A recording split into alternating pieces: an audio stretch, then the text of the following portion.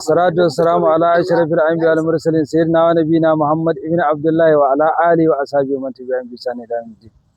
Sunana Muhammad Awal Abdullahi wanda aka fi sani da mai nasiha mai fassara mabarki a gidan talabijin na Tauraruwa TV ranar Talata 8 na dare muna maimaici Asabar karfe 3 na yamma. Da Allah jama'a sanarwa na zo muku da ita mabiyana a ko'ina na faɗin duniya. Tashar mu ta fassara mafarki TV a YouTube. Yanzu za mu canza tsari duba da yanayin yadda mutane suke ta yi mana shawara a kai. Za mu maida sa bidiyoyinmu da za mu riƙa sawa insha Allah sati kuma mun zaɓi ranar Juma'a ta bawa ranar samu, ranar da ake da sa'a ta watan kaman karɓar addu'a.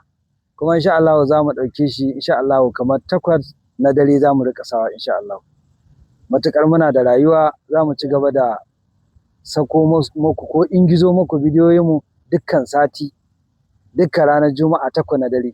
Kuma a ci gaba da bibiyar wannan tasha ta mai albarka fassara mafarki TV a YouTube. Sannan kuma muna sa ran za mu ci gaba da ɗora muku bidiyoyinmu a TikTok insha Allah. Assalamu alaikum.